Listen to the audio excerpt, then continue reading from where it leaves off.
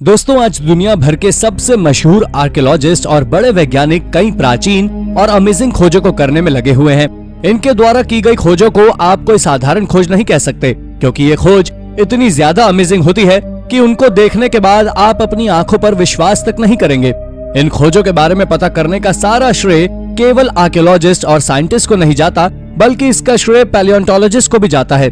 उनका भी इन खोजों में बहुत बड़ा योगदान है। तो आज की इस वीडियो में हम आपको आर्कियोलॉजिस्ट और साइंटिस्ट के द्वारा की गई सबसे अमेजिंग डिस्कवरीज के बारे में बताने वाले हैं, जो केवल नाम की अमेजिंग नहीं बल्कि सच में अमेजिंग है। तो चलिए शुरू करते हैं आज की इस मजेदार वीडियो को। नंबर 10। दोस्तों, साल 2014 में आर्कियोलॉजिस्ट डेनमार्क के ओडेंस टाउन में दुनिया की सबसे ज्यादा वियर्ड खोज की थी, जहां पर उन्होंने करीब 700 साल पुराने लोगों का कब्रिस्तान खोजा था, जिसमें से लोगों की कब्र उन्हें बैरल में मिली थी। शुरुआत में सभी को यह अजीब लगा, लेकिन जब आर्कियोलॉजिस्ट ने इस बारे में चुप्पी खोली तो बताया कि आज से करीब 700 साल पहले के लोग इसी तरह बैरल्स में रखकर लोगों को दफनाते थे, और वो ऐसा इसलिए करते थे ताकि बॉडी ज्यादा अच्छे से प्रिजर्व्ड रहे। लेकिन आपको ये बात सबसे ज्यादा अजीब और हैरानी से भरी हुई लगेगी कि उन बैरल्स के आसपास की मिट्टी से इंसानी मल भी मिला है, जिसके ऊपर पिछले कई वर्षों से आर्कियोलॉजिस्ट ने रिसर्च करने के बाद ये भी दावा किया है कि ये बैरल्स प्राचीन टॉयलेट के रूप में काम करते थे। आपको बता दें कि रिसर्चर्स ने यह बताया था कि पुराने समय के लोग आमतौर पर रास्पबेरी को ज्यादा खाया करते थे। ये डिस्कवरी अब तक की सबसे बड़ी और रहस्यमय डिस्कवरीज में से एक है। नंबर 9। इस 700 साल पहले की गई डिस्कवरी के पहले भी मार्च 2011 में चाइना के रोड वर्कर्स के द्वारा भी एक 700 साल पुरानी खोज की गई थी। दरअसल ये खोज स्ट्रीट को एक्सपैंड कर रोड बनाने के दौरान की गई थी, जिसमें वर्कर्स को मिंग डायनेस्टी के एरा की एक मम्मी मिली थी, जिस कॉटन से सुंदर और अच्छे तरीके से कवर किया गया था, जिससे आर्कियोलॉजिस्ट ने यह अंदाजा लगाया कि ये मम्मी किसी हाई क्लास एलीट मेंबर की है, जो करीब 1368 से 1644 के बीच की है।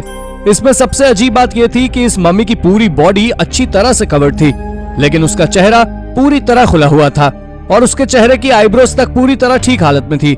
आपको जानकर आश्चर्य होगा कि ये मम्मी इतने अच्छे तरह से इसलिए प्रिजर्व थी क्योंकि इसे एक ब्राउन लिक्विड में रखा गया था, जिसके बारे में आज भी रिसर्चर्स हैरान हैं कि ये आखिर लिक्विड है क्या। नंबर 8। दोस्तों, तो 700 साल पहले, जी हाँ, ये डिस्कवरी भी आज से करीब 700 साल पुरानी है, लेकिन काफी ज्यादा वियर्ड है, क्योंकि अगर मैं आपसे कहूँ कि आज से करीब 700 साल पहले के लोग सिक्कों का नहीं बैंक नोट का इस्तेमाल किया करते थे, तो क्या आप मेरी बात मानेंगे? जी नहीं। तो आपको बता दें कि साल 2016 में आर्कियोलॉजिस्ट ने ऑस्ट्रेलिया में एक मिंग डायनेस्टी के लकड़ी के बने बुद्धिस्ट स्कल्पचर्स में से एक मिंग डायनेस्टी का ही बैंक नोट खोजा था, जो कुछ इस तरह नजर आ रहा था। इतना ही नहीं, उस बैंक नोट पर एक नहीं, दो नहीं, बल्कि 3 सील लगी हुई थी, जो उसके वेरिफिकेशन के लिए मान्य रखती थी। जो बैंक नोट उस बुद्धा स्कल्पचर से मिला है वो 1 गुआ का है, जो उस समय का सबसे बड़ा नोट हुआ करता था, जिसको एक ऑक्शन के दौरान साल 2017 में करीब $35,000 में एक अमीर आदमी ने खरीदा, क्योंकि यह दुनिया की सबसे मशहूर डिस्कवरी में से एक है। नंबर 7। दोस्तों, तो चलिए एक और करीब 700 साल पुरानी खोज के बारे में जान लेते हैं। इसका नाम लाराबांगा मॉस्क है, जो लाराबांगागन में स्थित है। ये पहला मॉस्क है जिसे वेस्ट अफ्रीका में बनाया गया था। सबसे बड़ा और प्राचीन मॉस्क है। इसे वेस्ट अफ्रीका का मक्का भी कहा जाता है। आपको बता दें कि जिस लेजेंड ने इस मॉस्क को बनाया है उसका नाम अयूबा था, जो एक मूरिश ट्रेडर था, और उसका कहना था कि उसने इसे सपने में देखा था, इसलिए उसने वैसा एक मॉस्क बना दिया जैसा उसने सपने में देखा था, जो कि ये मॉस्क है। वो केवल मिट्टी और रीड से करीब 1942 में बनाया गया था, जिसमें आदमी और औरतों के लिए अलग अलग एंट्रेंस थे, और उसमें एक तीसरा एंट्रेंस भी था जो केवल गाने बजाने वालों के लिए हुआ करता था। ये 1970 के समय काफी कमजोर पड़ गया था, जिसको बनाए रखने के लिए उसके ऊपर सीमेंट की कई परतें लगाई गई, और आज भी ये मौजूद है। तो आपका क्या कहना है इसके बारे में? हमें कमेंट करके जरूर बताएं। नंबर 6। ये खोज साल 2011 में स्विस के एक आर्किविस्ट के द्वारा की गई थी। दरअसल इसके पीछे काफी बड़ी कहानी है।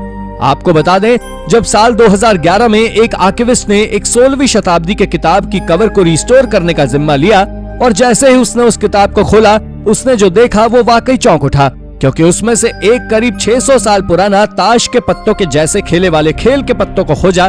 दरअसल एक्सपर्ट्स का मानना है कि ये कार्ड एक प्रकार के खेल के हैं जिसे जैज नाम से जाना जाता था। ये कार्ड 16वीं शताब्दी में किसी कार्डबोर्ड के जैसे मटेरियल से बनाया गया था, और आप जान ले कि शायद इन कार्ड्स को छिपाया गया था, क्योंकि गैम्बल न केवल आज बल्कि पहले भी इलीगल था। इसे 1572 में इलीगल घोषित कर दिया गया था और अगर तब भी आप इसे 15वीं या 16वीं शताब्दी में खेलते हुए पकड़े जाते तो आपको 10 गोल्ड के पीसेस फाइन के रूप में भरने पड़ते थे। ये जैज नाम का कार्ड गेम भी पोकर की तरह ही होता है। ये जो भी था पर बहुत अजीब था और ये अब तक की सबसे जानकारी भरी खोजों में से एक है। नंबर 5। तो चलिए दोस्तों अब 1231 की ओर चलते हैं जब सेंट एंथनी की एडेमा में मृत्यु हुई थी। दरअसल इनकी मृत्यु एक बहुत ही दर्दनाक तरीके से हुई थी। मृत्यु के समय इनकी पूरी बॉडी कुछ इस तरह सूज गई थी जैसे कि किसी ने इनमें हवा भर दी हो। लेकिन कहानी अभी शुरू नहीं हुई है और इन्हें बकायदा मान सम्मान के साथ दफना दिया गया। लेकिन इन्हें साल 1263 में कब्र से खोदकर वापस निकालने के लिए इनकी कब्र को दोबारा खोदा गया क्योंकि इन्हें नई जगह दफनाया जाना था। पर हैरानी की बात तो ये है कि जब उनकी कब्र खोदी गई तो उनकी बॉडी के सारे पार्ट्स पूरी तरह डिकम्पोज हो चुके थे, लेकिन उनके टंग अब तक डिकम्पोज नहीं हुई थी। उनकी जीभ पूरी तरह गीली और फ्लेक्सिबल थी जैसे कि किसी जिंदा इंसान की होती है। तब वहां के लोगों ने यह दावा किया कि ऐसा इसलिए हुआ क्योंकि उन्होंने हजारों फ्रांस और इटली के लोगों का धर्म क्रिश्चियनिटी में बदला था, जिसके चलते उन्हें जीसस ने वरदान दिया। ये बात वाकई बहुत अजीब है, लेकिन क्या ऐसा किसी फिनोमिनन के चलते या फिर सच में गॉड जीसस ने उन्हें वरदान दिया? भाई मुझे तो नहीं पता, पर आपका क्या कहना है हमें कमेंट में जरूर बताएं। नंबर 4। ये बात तो आप सभी जानते ही होंगे कि आज दुनिया से कितनी सारी लैंग्वेजेस विलुप्त हो चुकी हैं और बहुत सी बरकरार भी हैं जिन्हें आज लोगों के द्वारा बोला जाता है। लेकिन एक लॉस्ट लैंग्वेज का पता हाल ही में मिले एक आर्टिकल में मिला है जो करीब 400 साल पुराना है। इस लेटर को साल 2010 में खोजा गया था।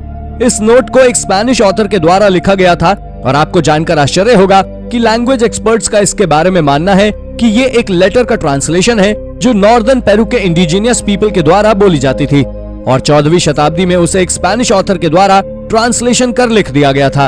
उन्होंने उस लेटर में स्पेनिश और अरेबिक नंबर्स के सिंबल्स के साथ लिखा था, लेकिन उससे पहले इस तरह की लैंग्वेज को कहीं देखा नहीं गया था।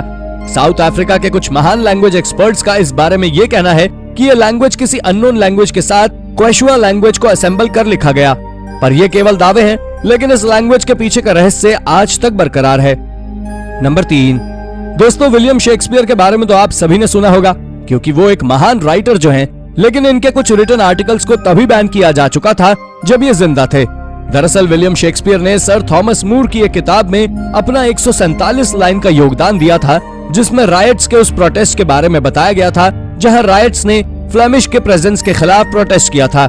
इस प्रोटेस्ट के दौरान इमिग्रेंट्स ने पत्थर और ईंटों के साथ साथ गर्म पानी से भी हमला किया था। इस इवेंट को इविल मे डे नाम दिया गया था। इस किताब में कई सारी अजीब अजीब बातों के बारे में भी बताया गया, लेकिन क्वीन सेंसर एडमंड टिल्नी के द्वारा बैन कर दिया गया था। आपको बता दें कि उन्होंने इस किताब को बैन करने के पीछे का कोई कारण तो नहीं बताया था, लेकिन इससे आप इस बात का पता कर सकते हैं कि एक समय पर विलियम शेक्सपियर जैसे राइटर की किताब भी बैन हुई थी, जो बहुत बड़ी बात है। नंबर 2। दोस्तों इस वीडियो में दिख रहे कैनो को सदर्न मेक्सिको के एक तट से खोजा गया था। ये दिखने में काफी ज्यादा पुराना और अजीब है, लेकिन ये फिट नहीं है जिसे आज से करीब 1000 साल पहले बनाया गया था। इसे मेक्सिको में एक टूरिस्ट फोकस रेलवे के कंस्ट्रक्शन के दौरान खोजा गया था जिसे आज माया ट्रेन नाम से जाना जाता है, जिसे बनाने के चक्कर में एंशिएंट माया के द्वारा बनाए गए कई स्ट्रक्चर्स को तोड़ा गया था, जिसके चलते आज आर्कियोलॉजिस्ट को ये करीब 5 फीट लंबा और 1000 साल पुराना कैनो मिला। ये सच में एक अमेजिंग डिस्कवरी है और आर्कियोलॉजिस्ट ने न केवल ये कैनो बल्कि कई और आर्टिफैक्ट्स भी उस जगह से खोजे थे। नंबर 1। ये डिस्कवरी नॉर्दर्न ग्वाटेमाला के जंगल में की गई है जो प्राचीन समय में ला कोरोना नाम से जाना जाता था। यहाँ से कई ऑल्टर्स मिले हैं जो करीब 1500 साल पुराने हैं। ये ला कोरोना साइट पर खोजे गए सबसे प्राचीन थिंग्स में से एक हैं। ये प्राचीन माया सिविलाइजेशन के द्वारा बनाए गए थे जो 250 से 900 एडी तक यहाँ रह चुके हैं। National museum of archaeology and ethnology की माने तो उनका कहना है कि ऑल्टर्स पर बने कार्विंग्स कैनुल डायनेस्टी की नींव को दर्शाते हैं, जिन्होंने माया पर करीब 200 सालों तक राज किया। इनके राजा की एक कार्विंग इन ऑल्टर्स पर मौजूद है जिसमें वो दोनों हाथों में सांप लिए हुए हैं और इसी के चलते कैनुल डायनेस्टी के राजाओं को स्नेक किंग्स भी कहा जाता है। ये डिस्कवरी ज्यादा डरावनी तो नहीं है, लेकिन काफी ज्यादा ही अजीब है। तो दोस्तों ये थी हमारी एक और इंटरेस्टिंग और इनोवेटिव वीडियो। अगर आपको ये वीडियो पसंद आई हो तो इसे लाइक करें और हाँ जाते जाते चैनल को सब्सक्राइब भी जरूर कर दीजिएगा। धन्यवाद।